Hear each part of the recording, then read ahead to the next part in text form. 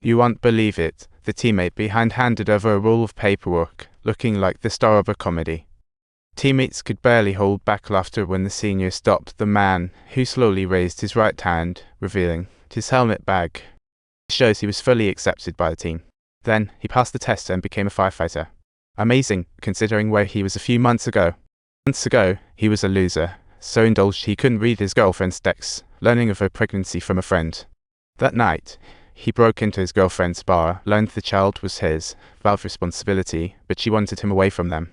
I'd rather handle it all alone than let this toxic pest ruin his life.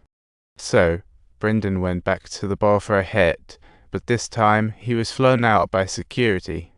On his way home, Brendan found an unattended open car and slid in skillfully, like a spy. But the cops behind had been waiting for ages, and just like that, Brendan was invited again. Like before, he asked his mum to bail him out. After release, he lay on the couch. His mum gave up hope. "Here you are." She threw him an envelope, and then several months passed by. Brendan's baby was born, and looking through the glass at his daughter, a wave of responsibility hit him, prompting a change. For his daughter and future, Brendan joined the forest fire team. Upon arrival, a member recognized him as an old acquaintance. Finding out Brendan was interviewing for a firefighter position, the teammates couldn't help but tease him what a from druggie to firefighter tale. "Thanks, just go."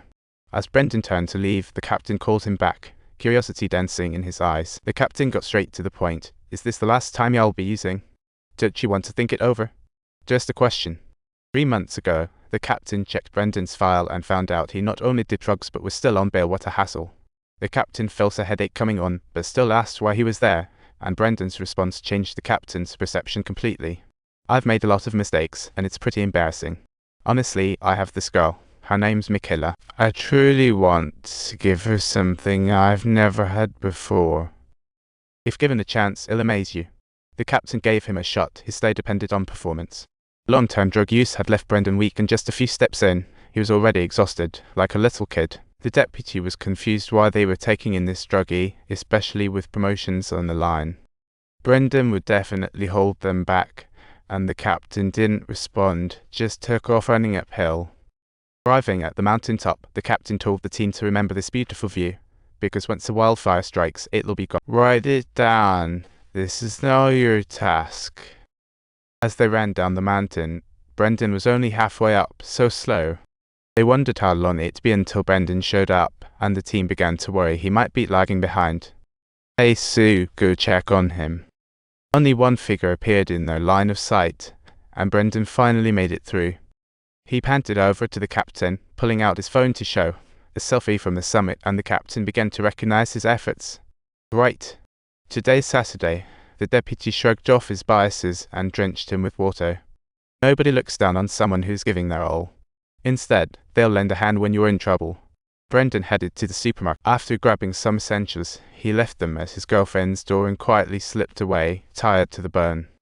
Sometimes, as soon as he left the items, he'd hear the baby crying inside, and just hearing that sound made Brendan feel complete. His changes caught his girlfriend's attention, but during a training session, Brendan didn't quite answer the captain's question right, and his team was punished severely. Even though the individuals around him continuously ridiculed him, Brendan still persevered.